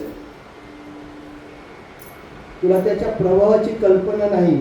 मी तपास केलाय मगाशीच घेतली परीक्षा. तुला काय माहिती, तू तिच्या अधीन आहेस ना, तुला तेवढा वेळ कुठे मुलाबरोबर बोलायला. बरं, मग त्याच्या प्रभावाची तुला कल्पना नाही. त्याचं यश जगभर पसरणार आहे आणि तो मुलगा लोकपालांनाही अशक्य असणारे काम करून लवकरच तुझ्याकडे परत येईल आणि तुझे यश आणि कीर्ती वाढवेल.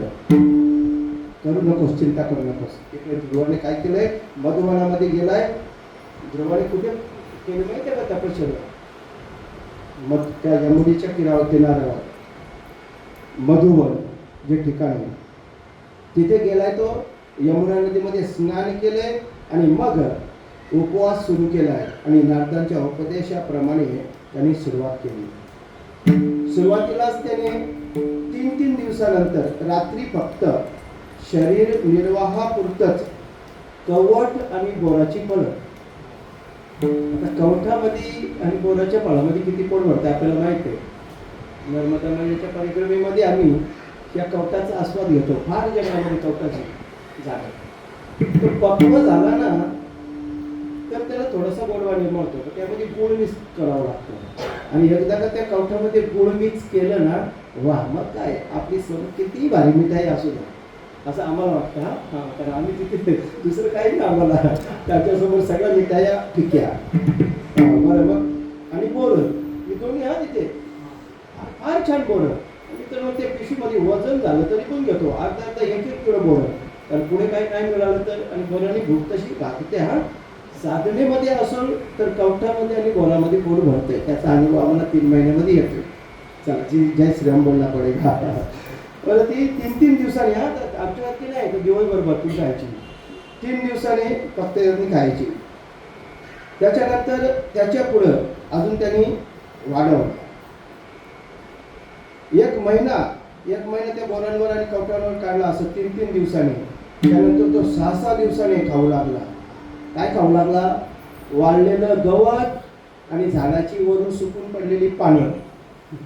कधी 6 दिवसांनी. तर तो 3 दिवसांनी वाढवला. किनाचा पाडा पटकन होता त्यांनी.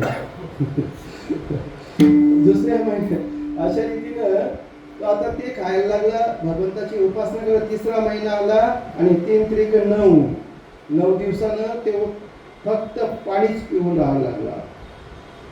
4थ्या महिन्यामध्ये त्याने श्वासावर नियंत्रण मिळवलं. सुरुवात बघा केवढ्या फास्ट जाते. 4थ्याच महिन्यामध्ये एकदा का ध्येय झालं ना, मग कशाला डळमतं, होईल का नाही होणार, जमत नाही, कसं करू, जाऊ दे नंतर वगैरे असं करून नाही होत. मग आळस कंटाळा करून नाही होत. त्याच्यानंतर पुढे महिने वाढत गेले, असे दिवस वाढत गेले. पुढे त्यांनी 12 दिवसानंतर केवळ वायूचं भक्षण आणि ध्यान योगाद्वारे भगवंताची आराधना करायला सुरुवात केली. 5वा महिना लागल्यानंतर आता त्यांनी श्वासावर पूर्णपणे नियंत्रण मिळवलं आणि तो त्या परब्रह्माचं चिंतन करण्याकरता एकाच पायावर निश्चल असा उभा राहिला. 5च महिन्याचं त्याचं ओळख बघा बरं. तपश्चर्या, खडतर तपश्चर्या. वय होतं अवघं 5 वर्षाचं आणि साधना किती? अवघी 5 महिन्याची. बरं, ज्या वेळेला तो असा उभा राहिला त्यावेळेला त्याच्या तेजानं असं काही थरकाप उडाला पृथ्वीचा. राजकुमार एका पायावर उभा आहे आणि त्याच्या पायाच्या वजनानं, पायाचं तर नाहीच, त्याच्या पायाच्या अंगठ्याच्या वजनानं पृथ्वीला खड्डा पडला. पृथ्वी दाबू लागली. तपाचं तेज काय असतं बघा. पृथ्वी दबू लागली आणि ती दबू लागल्यानंतर आता ती हेळकावे. कारण पृथ्वी एकतर आपण म्हणायचो ना तशी ती पृथ्वी पाण्यावर स्थिर केलेली आहे भगवंताने. नंतर शेषनागाच्या त्या पाण्यावर त्यांनी धारण केलेली आहे ते. आणि अशा रीतीने ती सृष्टी आता डळमळू लागली. सगळेजण आता चिंताग्रस्त झाले. घाबरून सगळेजण त्या श्रीहरींना शरण गेले आणि भगवंतांनी पाहिले. अरे, सगळ्यांच्या शरीरातला प्राण एकदम रोखून गेलेला आहे. ते असा अनुभव आम्हाला कधीच आला नाही. भगवंता, तुम्ही शरणागताचे रक्षण करते आहात आणि आम्हाला या दुःखापासून वाचवा. भगवान म्हणतात काही घाबरू नका. छोटीशी गोष्ट आहे.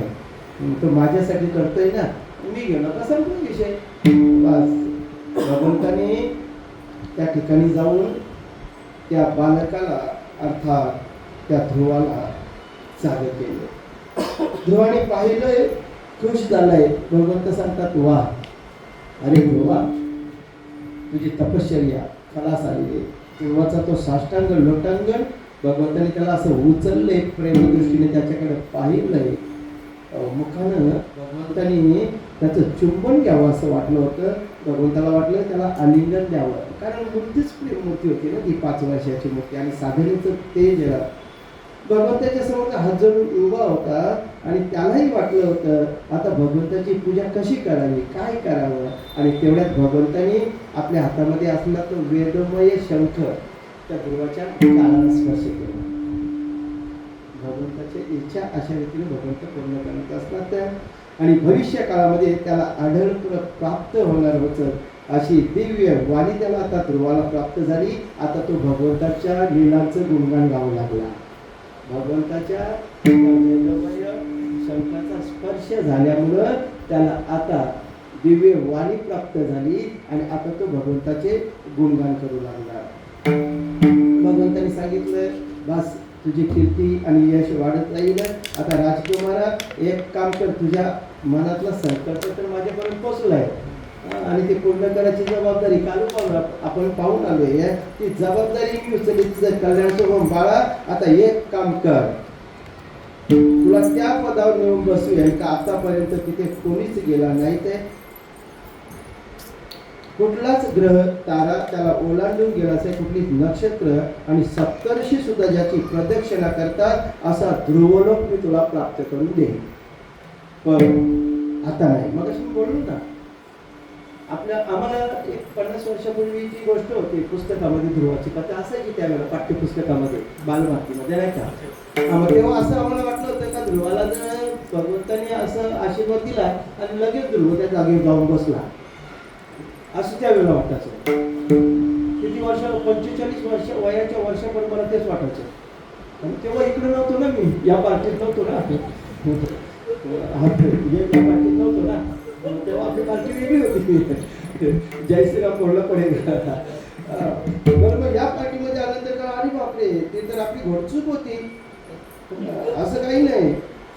ध्रुवाला सांगितलं, आता जा घरी जा बाळा, तुलाही लहान आहेस आणि लवकर एवढ्या लवकर लहानपणात तिकडे बसून लोक म्हणतील आम्ही एवढे मोठे मोठे असून तुम्ही काल परवाचे बोला बसवला ना भागवत आहे. ओ राधे राधे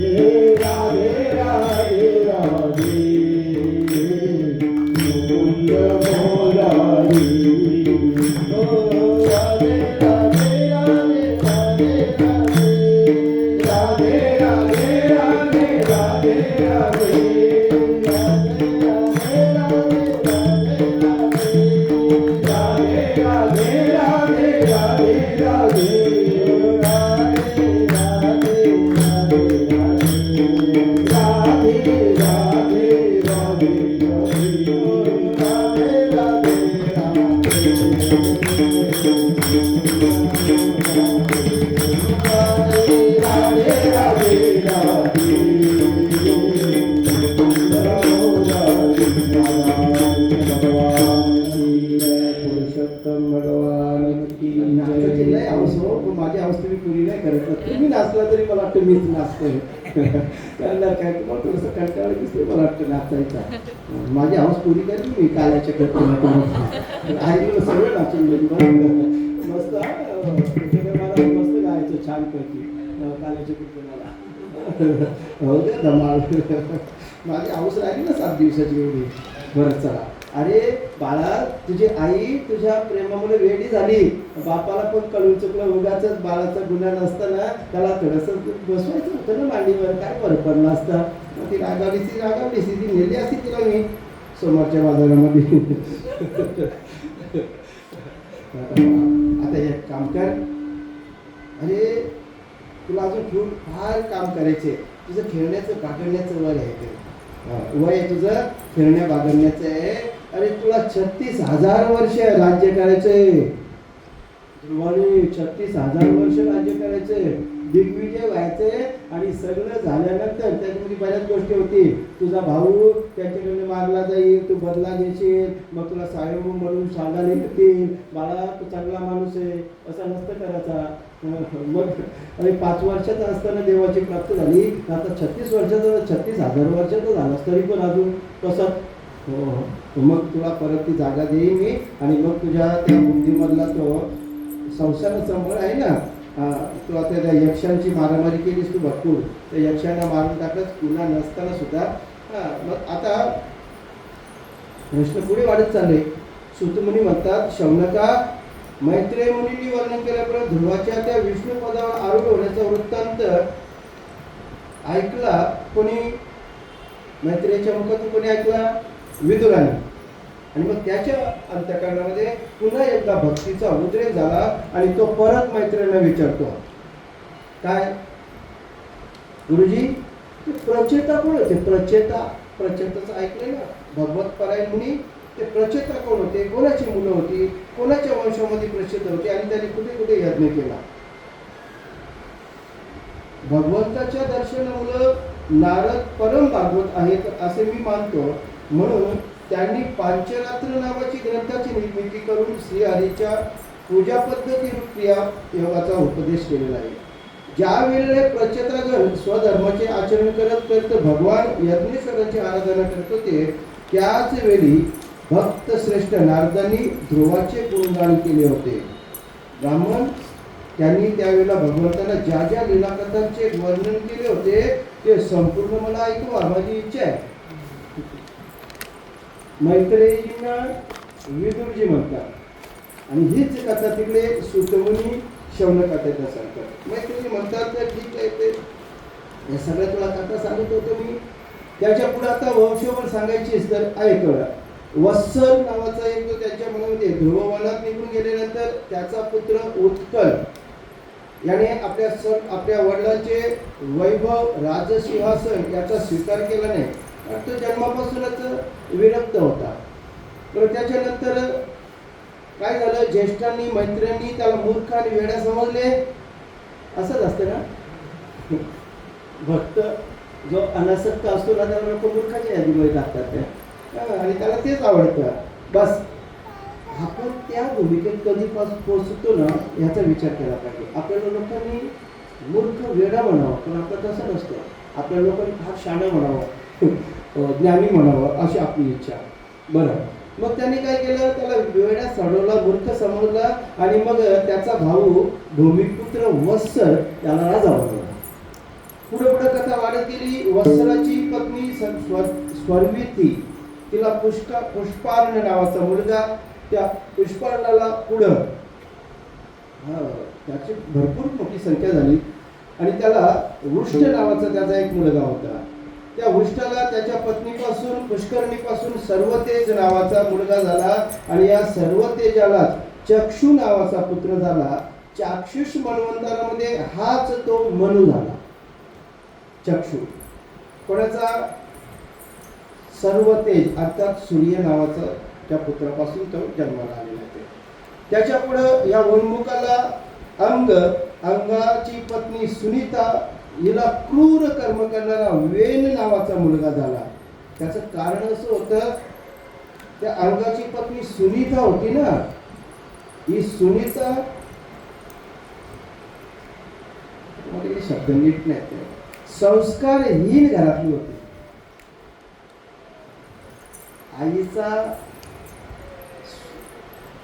आईची पुण्याई आणि आईचे दोष मुलाच्या शिलावर परिणाम करत असतात.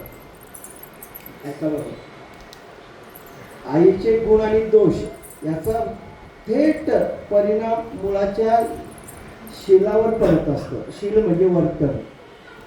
त्या संदर्भामध्ये 2 श्लोक आपल्याला बऱ्यापैकी सगळ्यांना आठवतात, माहित आहे, खूप वेळा आपण ऐकून झालं तरी. उन्मादो मातृदोषेन पितृदोषेन मूर्खता आत्मदोषेन कृपणत्व वंशदोषेन कृपणत्व आत्मदोषेन दरिद्रता. आपले दोष 4 जणांकडे येत असतात आपल्याला. उन्मादो मातृदोषेन, उन्मादित असेल, संस्कारहीन असेल, समजा तर आईकडनं तो दोष आलाय. बुद्धिमत्ता कमी असेल तर समजा वडिलांकडनं आलाय. म्हणून तर लोक म्हणतात ना, बाप से बेटा सवाई. किंवा काय असं होतं, अरे हो त्याचा बाप पण लय असंच होता बुद्धिमान, शिकलेला नव्हता पण हो एकदा काम पाहिलं ना तर बरोबर करायचा, एवढा बुद्धिमान. मुलगा पण तसाच निघाला. पितृ दोषेन, अगोदर दोष सांगतोय आपण. पितृदोषेन मूर्खता, जर वडीलच मूर्ख आहे तर मुलं मूर्ख निघतील. वंश दोषेन कृपणत्व, कंजूशी वंशापासून असतं, आजोबा पंजोबा असून एक फुटकी दमडी कोणाला दिली नाही, पैसे असून वारवी लागली त्या पैशाला, पण दान धर्म कधीच केला नाही. मग ती नातवंड पटवंड तशीच निघतात. बापकाला श्लोक आहे, माझ्या पद्धतीने नाही सांग. आणि आत्मदोषेन मूर्खता, बाप बिचारा काम करून थकला, त्याने सगळी धन संपत्ती अशी एवढ्या करून ठेवल्या, जाऊ दे मुलगा बसून काही. याने एका रात्री जंगलीला बिलबी खेळला नाही ना, तेव्हा नव्हती ना, आणि मग ती सगळी संपत्ती उडवून टाकली. आता पुण्य ऐका. सुशिरो मातृ पुण्येन पितृ पुण्येन हुशारता वंश पुण्येन उदारता आत्मपुण्येन सघनता. आपली पुण्याई असेल ना, कोणाची आईची पुण्याई असेल ना, हिंदवी स्वराज्याचा संस्थापक असलेला छत्रपती शिवाजीराय कोणी घडवला? आईची पुण्याईने घडवला. अख्ख्या जगाला तत्वज्ञानाचे धडे देणारा स्वामी विवेकानंद शारदा मातेने घडवला महाराज. हे विसरता काम नाही, ही संस्काराची भाषा आहे. मग त्या आईमुळे शीड त्याचं पवित्र होतं. सुशिरो मातृपुण्येन पितृपुण्येन हुशारता. वडिलांची हुशारी बापाला त्या मुलाला कामा येतं. असंच आहे ना महाराज. हो, डॉक्टरांची मुलं डॉक्टर होतात, कीर्तनकारांची मुलं कीर्तनकार होतात.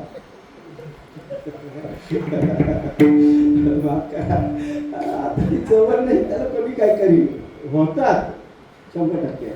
तर ती जवळ यायला लागतात, जवळ यायला लागतात ना. कीर्तनकार बोलतो, जाऊ दे मी दुसऱ्यांच्या पोराला सुधरेल. नाही बोललेलं बरोबर महाराज, नाही बोललेलं. करणार काय? पोरं ऐकत नाही. आपली पोरं ऐकत नाही, मग दुसरीची पोरं ऐकतात. माफ करा, माफ करा. अगोदर ती ऐकली पाहिजे. पितृ पुण्येन हुशारता वंश पुण्येन उदारता. वंशामध्ये सामान्य लोक होते, पण दारातून कोणी उपाशी जात नव्हता, कोणीही अतिथी विनून जात नव्हता. त्याला थोडं तरी धान्य द्यायचं. त्याच्या घराची परंपरा येते. कोणीच रिकामा जात नव्हता. त्याचे आजोबा पंजोबा असेच खूप प्रेमळ होते. कोणी त्यांच्या घरातून रिकामा जात नव्हता, आणि म्हणून आता नातवंड तशी झाली. आत्मपुण्येन सघनता. शून्यातून विश्वाची निर्मिती आला. काहीच नव्हतं, राहायला घर नव्हतं, पण काय त्याचं नशीब बळवत्तर. आता तो 4-5 टावरचा माणूस झाला. हे स्वतःच्या पुण्याने होता. दरिद्री राहावं का श्रीमंती, याच्याकरता स्वतःचं पुण्य खर्च करावं लागतं. आणि म्हणून आता पुण्य खर्च करून घ्या, आपण पण श्रीमंत होऊ पुढच्या जन्मावर. जय श्रीराम म्हटलं पडे का. चला बरं पुढं. अशा नंतर ते वंशावळ सांगत असताना या सगळ्या प्रक्रियेतून आपण पुढे पुढे गेलोय. त्यांच्यापासून कोण कोण मुलं झाली, पुढे गेलो पाहिजे. हा वेण जो होता ना, वेण आईच्या वाईट वर्तनामुळं आता तो वाईट वागायला लागला, प्रजेचा छळ करायला लागला. राजा बनवलं त्याला, आता चोरच राजा झाला. मग काय बघायला पाहिजे. हो, सगळ्यांना त्याचा वैतागला. सगळेजण एक डायलॉग आठवतो भागवत वाचता वाचता. यहाँ से 12-12 कोस दूर जब बच्चा रोता है ना, तो उसकी माँ बोलते हैं, सो जा बेटा नहीं तो गब्बर आ जाएगा. जी तो तसंच आहे. सो जा बेटा नहीं तो वेन आ जाएगा. अशी पोराला घाबरवायची लोक, हे तो वेण आला. आपण दुसरे काय केलं ना, बागुलबुवा बघितलं कोणी? एकाने हट्ट पकडला ना, तोच बघायचा होता. येऊ देत त्याला बागुलबुवाला. आपण येणार आहोत तिकडं काल्याच्या कार्यक्रमामध्ये, दाखवूच बागुलबुवा थोडासा मारा. तुम्ही तयारीत राहा म्हणजे झाला. बस बरं. मग घाबरत होते सगळ्या ऋषीमुनींनी विचार केला, अरे बापरे, आता कोणीच नव्हतं ना, वाली नव्हतं, मग काय करणार? त्याला फार समजवण्याचा प्रयत्न केला. अरे देवाचं भजन कर, तू राजा आहेस, तुझ्या अंगात देव आहे आणि तू सगळी प्रजा तुझी लेकरं आहेत. अरे तुम्हाला आवडे अक्कल नाही का आपल्या भाषेत आमचे? कधी कधी येतो आता मूळ स्वभाव, तुम्हाला आवडी पण अक्कल नाही. टिपिकल शब्द, आधी शब्द. अरे तुम्हाला अक्कल असायला हवी. राजाच्या अंगामध्ये पण देव असतो ना, मग दुसऱ्या देवाला काय तुम्ही बसताय? माझंच भजन करा, माझीच पूजा करायची, द्या ते देव वगैरे फेकून सगळे. करायला काय झालं, करायला गेलो गणपती का झाला माझे ते. बरं त्यांनी याला विचार केला, असं ऐकत नाही ना, याला तर संपवलं पाहिजे. आणि मग त्या ऋषीमुनींनी त्याला शापाने भस्मसात करून टाकलं. अशा प्रकारे विपरीत बुद्धी झाल्यामुळं आणि तो कुमार्गाला गेल्यामुळंच त्याला भस्मसात करावं लागलं. आता प्रसंग असा झाला, विस्तार तर झाला पाहिजे, नवीन राजा दिला पाहिजे. आता राजाच राहिला नाही, मग काय करावं? चोरांचं डाकूंचं साम्राज्य वाढलंय आणि मग त्यांनी तो मृत झालेल्या वेणाला त्याच्या जवळ जातात. ब्रह्मवादी ऋषींनी त्या वेणाच्या जवळ गेल्यानंतर त्याची ती मांडी जोराजोराने घुसळली आणि त्याच्यातून एक बुटका पुरुष उत्पन्न झाला. तो पुरुष कावड्यासारखा काळ्या रंगाचा होता. त्याचं सर्व अंग, विशेषतः हात आणि पाय फार लहान होते, जबडे पुष्कळ मोठे होते, पाय लहान आणि मग ते केस तांबूस वगैरे अशा रंगाचे होते. आणि तो मोठ्या दीनतेने, दयाळूपणे बाहेर निघाल्यानंतर तो मी काय करू काय करणार आहे? काय ना काय, गप्प बस, निश्चित शब्द वापरला. बस, फक्त बस, काहीच करू नकोस. आणि त्या निषेधापासून पुढे निषाद जमात तयार झाली आणि तीच निषाद जमात अरण्यामध्ये राहते आणि प्राण्यांची शिकार वगैरे करते, लुटमार करते, पापकर्मामध्ये ते वेगळं असतात. ब्राह्मण विचार करतात, अरे परत आपण काय केलं पाहिजे? दुसरा प्रयोग. आणि त्या वेणाला मारलंय ना त्यांनी, त्याच्या बाहूंचं मंथन करतात आणि त्याच्यातून एक स्त्री आणि पुरुषाची जोडी निर्माण होते. या वेणाच्याच बाहूतून स्त्री आणि पुरुष जन्माला येतात आणि ती स्त्री आणि पुरुष प्रत्यक्ष भगवंताचाच अवतार. तो पुरुष म्हणजे भगवान विष्णू आणि ती स्त्री म्हणजे लक्ष्मी माता. आरची आणि परश्या. तुम्हाला मजा वाटली? तिचं नाव आरची आणि भगवंताचं एक नाव परशुराम आहे ना, म्हणून ते नाव तिथं डायरेक्ट तिथं दिलं, त्याला परशा बनवला. म्हणून तो एवढा गाजला ना, लक्ष्मी त्याच्याकडे गेली ना, तुम्ही हात पुढे का चालली मस्त वेगळी काय म्हणून. चला बघा अशी. आता ती जोडी निर्माण झाली आणि त्या जोडीपासूनच ह्या पृथ्वीची पुढे विस्तार करायचा असा श्रीहरींच्या अंश रूपाने जगाचं रक्षण करण्याकरता भगवंतांनी तो जन्म घेतलाय. आणि त्या लक्ष्मी मातेनं आरचीच्या रूपानं निरंतर भगवंताची सेवा करत राहणारी त्यांची नित्य अशी सहचारिणी लक्ष्मी माता. तुम्हाला मध्ये वाटत असेल ना कार्यक्रमात विनोद असंच भागवतातली हीच तर घरी मजा आहे. मैत्रिणी म्हणतात त्यावेळेला ब्राह्मण या पृथ्वीची स्तुती करावा लागली आणि श्रेष्ठ असे गंधर्व गुणगान गायले. पृथू भगवान की, हा भगवंताचा अवतार आहे पृथू. सगळीकडे दुदुंबी वाद्य वाजू लागली. सर्व देव आणि ऋषी पितर आपापल्या लोकांमध्ये तिथे आकाश मार्गाने आले आणि या पृथ्वीच्या अंगावर तो पुष्पांचा वर्षाव करू लागले तो भगवंताचा अवतार आहे हे कसं वर्ण ओळखलं तर पृथ्वीच्या उजव्या हातावर भगवान विष्णूंच्या हस्तरेषा आणि चरणांवर कमळाचे चिन्ह होतं आणि म्हणूनच तो भगवान श्रीहरीचा अंश आहे. कारण त्याच्या हातावर दुसऱ्या रेषांनी न तुटलेल्या चक्राचे चिन्ह असते. तो भगवंताचा अंश समजला जातो. तर माझ्या हातावर बघा काहीतरी आपलं नर्मदा परिक्रमेमध्ये असताना बोलता बोलता एका येतात मी सर्व्हिसला होता का जॉब करता का काय करताय तुम्ही काय नाही तुमची त्या हातावर होतं धनवान दिसता मला काय माहिती धनाची रेषा वेगळं ही रेषा म्हणजे धनाची रेषा बरं झालं काय ते धन कुठे अजून मला ते कळत नाही.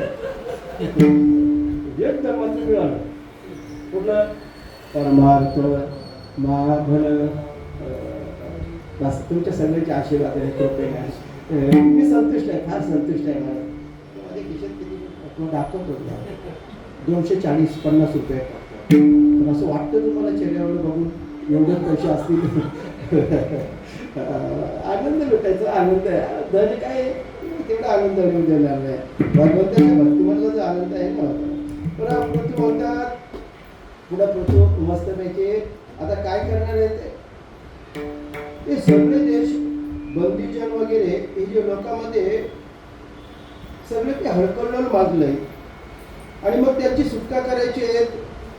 दुसऱ्या कोणाची स्तुती करावी कोणाला शरण जावं तर ते आपल्याला त्याला कळलंय की पृथ्वी नावाचा राजा या ठिकाणी आता पृथ्वीवर अवतरणे झालेला आहे आणि त्याच्याकडे आपण गेलो पाहिजे. विदुरजी विचारतात पृथ्वी तर अनेक